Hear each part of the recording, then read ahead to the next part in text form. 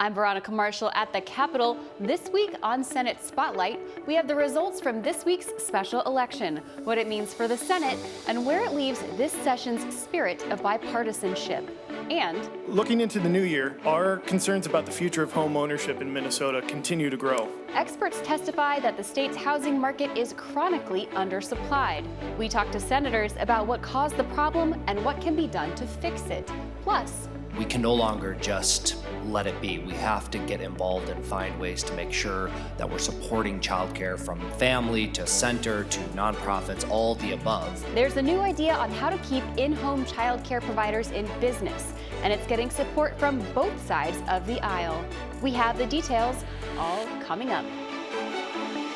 Senate Spotlight is produced by the Minnesota Senate and Senate Media Services. The Senate's final seat has been filled, breaking the historic 33-33 tie. Voters in Senate District 60 elected Doran Clark to represent them. Clark previously served as chair for Senate District 60's DFL Central Committee and says the late Senator Carrie Dietzig's phrase, "Listen to the people and get to work," serves as his inspiration. Now, once the special elections results are certified, with 34 votes, the DFL will have the majority. That means Senator Bobby Joe Champion will assume the role of Senate President. DFL senators will continue to chair their committees, while the Republican senators who served as co-chair under the power-sharing agreement will now be the committee's leads.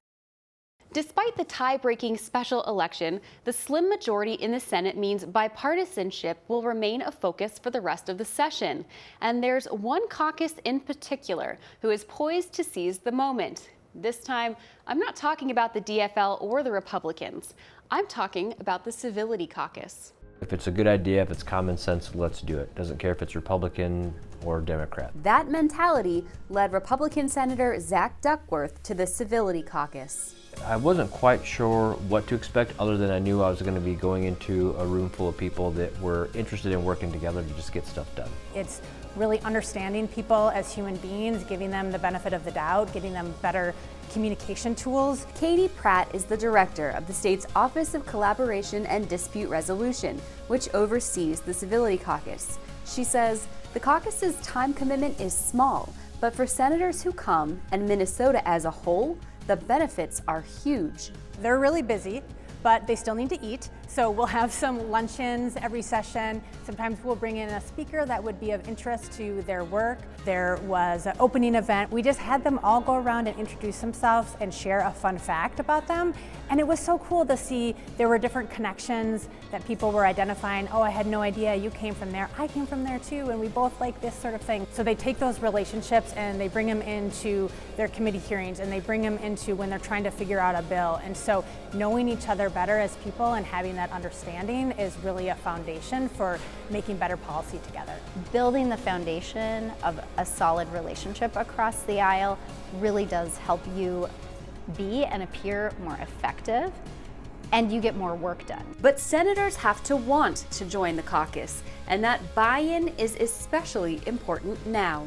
Some legislators in Minnesota have only ever served in a trifecta circumstance, and so this might be some new learning, and they'll be looking for new tools and resources for how they get through this session. The end of last session was not good. Speaking as somebody who's all about civility and working together and being very friendly with folks across the aisle, I think it's going to be tougher to start out session. Some rebuilding of relationships has to happen. As co-chair of the Civility Caucus, Senator Duckworth is in position to help make that happen, along with his DFL co-chair, Senator Grant Hochschild. It's really about making the connections that are beyond politics, but about the personal relationships that we as legislators should have in order to perhaps move into policy making in the future. So it's not about finding bipartisan policy agreements, but it is about laying the groundwork for those opportunities should they come up in the future. Civility, empathy, and a little bravery.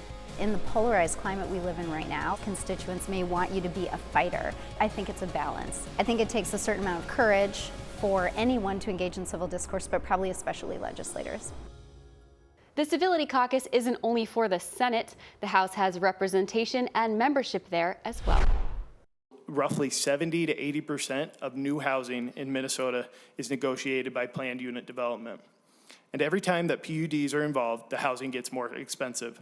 Once again, this is unique to Minnesota. Yesterday's housing policies do not meet today's housing needs.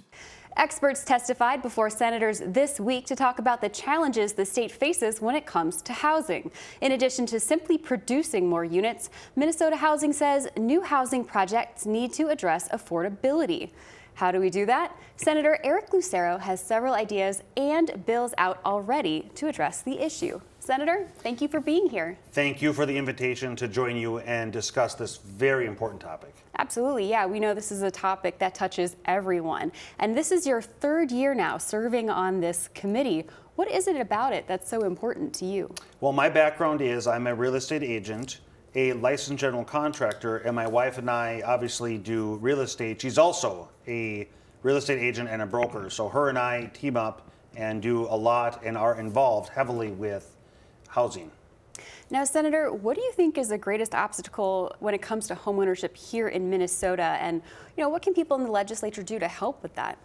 Well, the cost of home ownership and housing has risen dramatically in the last couple of years. It's been going up year over year for a while, but it has just exponentially risen. And when you look at whether you're a renter or whether a homeowner, the cost of maintenance, the cost of acquisition, the cost of building, all across the board continues to rise. And this is obviously in addition to costs in other areas of life that are rising and creating incredible pressure on housing stability. All right, so we know over 500,000 Minnesota households are cost burdened. That means they're spending 30% or more of their income on housing. Why is that? Well, whether you're a homeowner or whether a person is a renter, part of the aspects that go into the cost of renting or owning include the interest rate of any mortgage that might exist, the cost of insurance, and the cost of property taxes. So those costs are across the board are there. And even if you're a renter, the cost of insurance, the cost of property taxes, the cost of an interest rate charge are going to be passed along in the form of rent. And so as interest rates rise, as the cost of insurance rises, as property tax rise, all of that is being passed along, and it is putting higher rents and higher pressures on people to be able to afford their rent. It's putting higher pressures on people being able to afford their mortgages, and then it's putting pressures on people as they try to become homeowners, whether they come up with that down payment to get a loan or whether they come up with the money month over month for the mortgage payment. So we know these costs are rising. What can we do about that to make housing more affordable here in Minnesota? Well, it's a simple answer, but a more challenging solution. So the answer to that is supply, is the age-old law of supply and demand. As supply becomes less, if the demand becomes increases and supply becomes less, then the prices go up. And in this case, that's exactly what's been happening, is demand has risen dramatically, supply in whether it be new construction, and there's a myriad of reasons why people are not selling their houses, whether they are in a starter home and they're waiting to purchase a move-up home, or whether somebody's in their second home or third home and maybe they're empty nesters, and there's reasons why people are not downsizing and freeing up the ability for the next stage of people to move into the housing there. But the challenges here of the supply is the greatest thing that we need to tackle and what we're trying to do in our conversations in the legislature. Now, is there a way we can do that without incurring great costs to the state? Because as you know, this is a budget year, but there is a big deficit on the horizon. So are there solutions to this housing problem in Minnesota that don't come with a price tag? Well, when you look at property taxes, that is something that legislators can and should be taking a deeper dive at. Is there something that can be done to bring relief so that property taxes are not rising so dramatically? When it comes to insurance, where there's been a number of variables, whether they be hailstorms or other types of damage, that insurance companies then are bearing the cost, and that cost is being passed on, obviously, in monthly insurance rates.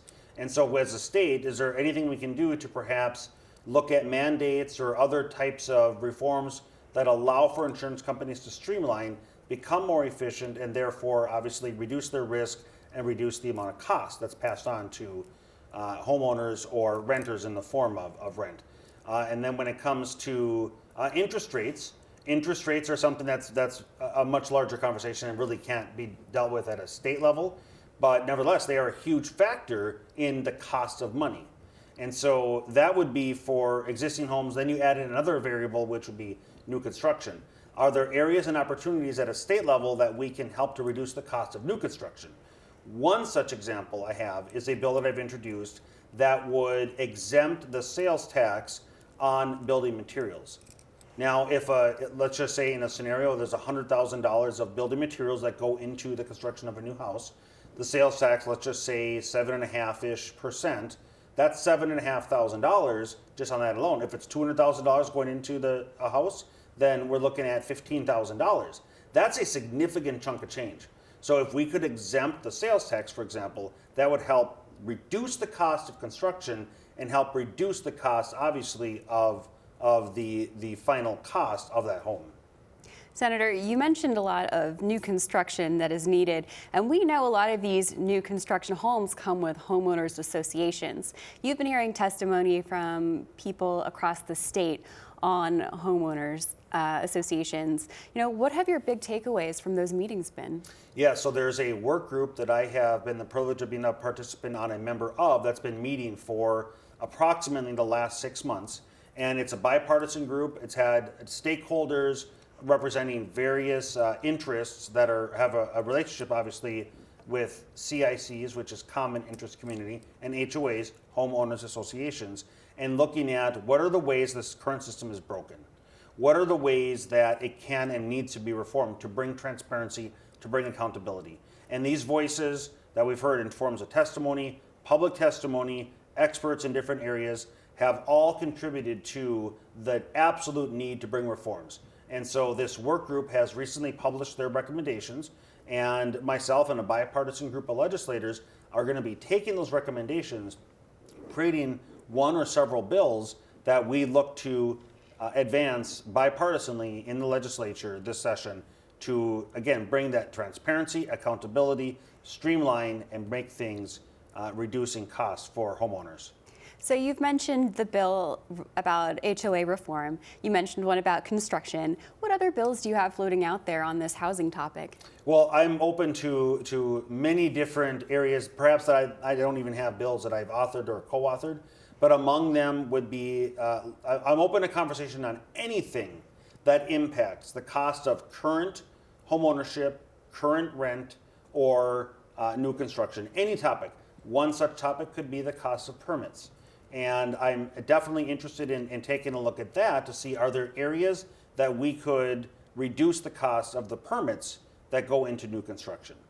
Anything that contributes to the cost, whether it be the materials, whether it be the permits, whether it be the labor that goes into it, all of those costs, they contribute to the final price that a house is sold at. And so if we can reduce any one of those individual components that lead to the total cost, that's going to reduce the overall cost, obviously. But again, it's also going to hopefully spur or be a catalyst to more supply through new construction. Yeah, everything helps. Senator, any final thoughts that you'd like to share on this topic? Well, I am very excited on this topic because home ownership impacts everybody, whether you're a renter or an owner, whether you're young or older, more seasoned, whether you're Republican, Democrat, Independent, or something else. And all of us are looking for stability and to reduce the cost so we can enjoy the American dream of homeownership, so we can start building generational wealth. And that is something that I'm super excited about and think has a lot of momentum here this year. Senator, thank you so much for being here. Thank you so much for the opportunity. Housing is unaffordable for half of all renters. That's according to the Minnesota Housing Partnership's latest report. Renters are also more cost burdened now than at any other point in the last decade. Housing instability is on the rise as well, with evictions in Minnesota increasing by 44% compared to pre-COVID levels. Joining me now is Senator Lindsey Port, who says housing is a key priority for her this session. Senator, welcome to Senate Spotlight. Thank you for having me. Absolutely. So this is not your first time on the Housing and Homelessness Prevention Committee. What is it about this topic that speaks to you? Yeah, I think when I think about housing, I see it as the foundation for everything else. If you don't have stable housing, everything else gets harder. We have lower economic possibilities, we have worse educational outcomes, we have worse health outcomes. So stable housing is really the key for every family in Minnesota. And I think that's the other piece about it. There's not a lot of policy that we work on in this state that literally affects every single person's life, but housing does. So it is across all communities, it is across all types of people. It really is just the cornerstone. Yeah, and we know that housing is also not an issue unique to Minnesota, but what are some of the challenges that are unique to our state? Yeah, in Minnesota, we have sort of a slightly different ecosystem than a lot of other states. We have a great combination of for-profit and nonprofit housing providers. We also have a housing finance agency that is really invested in our state and has been able to be sort of more creative than a lot of other states just because of the way that we built it and that we connected it to our legislature. A lot of states don't actually connect their housing finance agency to their legislature, so it allows us to be partners, which is great. But we also have areas of the state that really have huge opportunity for economic investment. Northern Minnesota, for instance, we have a lot of great companies up there, Polaris, DigiKey, but they can't provide housing to expand. So we are really a state that has the ability to grow, except we don't have housing. Yeah, talk to me a little bit more about that. You know, we know there is a shortage of homes. Why? You know, it's sort of a long, complicated history of housing in this whole country. The federal government really in the 60s and 70s, and especially the 80s, sharply cut investments in housing. And that was not something that the state could just make up the difference for. So we had to rely on nonprofits and for-profit businesses to come into the space and invest, which is just harder. And then over the last years since the pandemic, we've seen just so much instability in people's jobs, in people's health, and that all, again, trickles down to housing. Rents have continued to go up and up and up over the last 20 years, where wages have stayed relatively flat, which means housing just every year gets slightly more out of reach for Minnesotans. Yeah, that brings me to my next question. You know, in 2023, you authored a bill providing a historic $1 billion investment in Minnesota housing. But in a recent meeting, Minnesota Housing said there is still a need even now. Can you talk to me about the difference in those needs, the needs we saw before and the needs we're seeing now? Absolutely. We spent a good chunk of the money during the pandemic keeping people housed. We had federal funds that came in to help us with that. But just keeping people in their homes during the pandemic was the critical need. There wasn't the ability for people to really move a lot, and we just needed to keep them stable. Since that time, we really have seen the need for more units. It's been slowly building over the last 4 decades, and now has reached a point where we're over 100,000 units short, which is a huge number. So when we invested $1 billion, it was an incredible step. One of my proudest moments in this legislature was seeing us actually make that big investment. But the reality is, in a normal year, housing is 0.03% of the state budget, which is just nowhere near what we actually need. When you think of the fact that it really affects every single person in Minnesota, to have it be such a small percentage of our budget means that it's going to take years and years and years for us to catch up. The other thing about investments in housing, particularly in production, is they don't happen overnight. You know, we invested almost half of that money into production of new units, but that's going to take several years for us to actually see that investment come to fruition, because it just takes time to build houses. Yeah. So you mentioned the budget and what a small part housing gets. This is a budget year, but there is a deficit looming on the horizon. Yeah. So what do you think we can do with housing in that budget space? I think there are a couple of things. First, we can look at policy that can remove some of the barriers that are in place for us actually building more units. But secondly, even with a challenging budget sort of space, I would say that what we heard in MMB's budget forecast overview was part of the reason that revenues are down in Minnesota is because people are spending too much of their income on housing and healthcare. So I think if we look at deciding not to make investments in housing in this challenging period, we're only exacerbating the problem. We can make, even modest investments to continue to keep people stably housed during this time. Last session, you put forth ideas, bipartisan housing policies that ultimately failed, with critics saying one size fits all doesn't work in Minnesota. Yep. And I know work was done during the interim to look at those challenges and address them. Can you tell me a little bit about that? Absolutely. We spent a lot of time in this interim. Myself and Chair Howard over in the House worked with all of the stakeholders, not just the folks who were bringing ideas to us for zoning reform, but with the folks who had concerns too. Cities and counties across the state. We spent many hours in meetings discussing the different proposals and how we can sort of streamline things to be a little bit more strategic, and I would say go in with a scalpel instead of a bulldozer, and see if we can find ways that really do reduce costs. And I think being able to look at it in that way, what are the barriers to getting starter homes built? I think that's one of our key questions. We haven't seen starter homes built in Minnesota in years. And young people and seniors who are looking to downsize need that kind of housing. So we're really sort of focusing in, and it has been bipartisan every step of the way. I think as we get these bills finished up and introduce them, you'll see an incredible coalition of organizations and also legislators that we might not work on anything else together ever through our legislative career, but this is a space that we found common ground. Well, that's great that you have that bipartisan support. What do you think it will help you accomplish on this topic this session?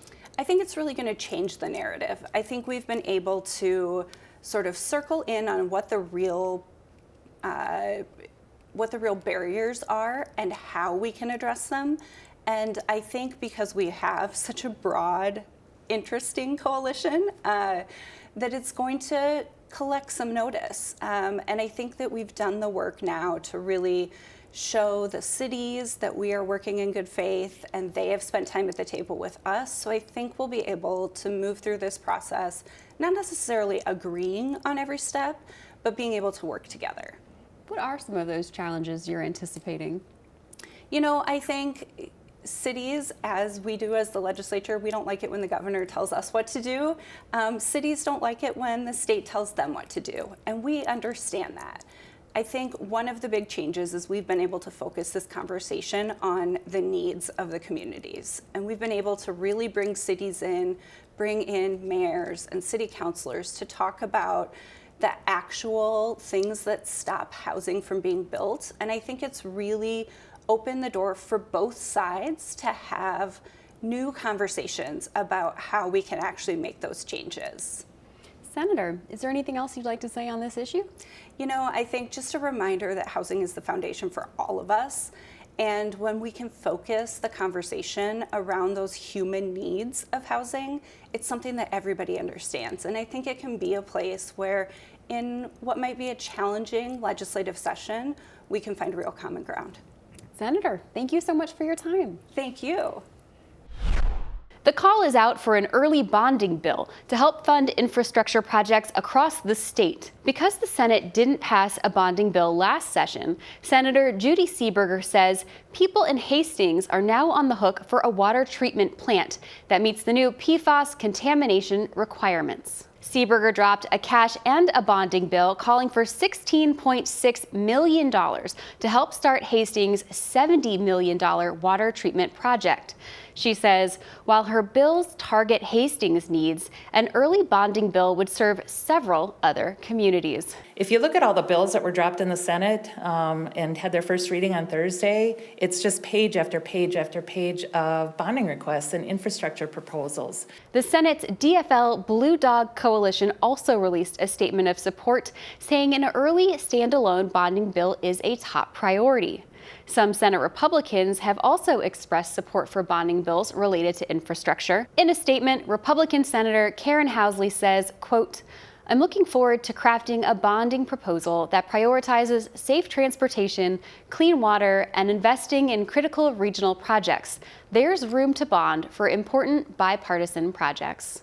When it comes to childcare, the demand is high and the supply is low. Now, a new bill hopes to balance those scales.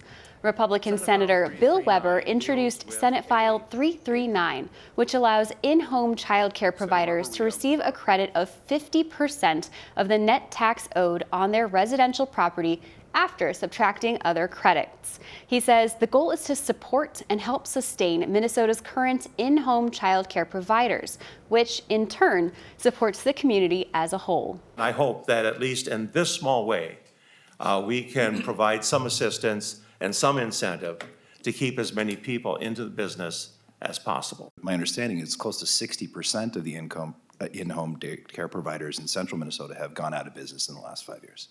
So it's a profound crisis. After hearing the proposal, DFL Senators Eric Putnam and Grant Hochschild offered to sign on to the bill as well.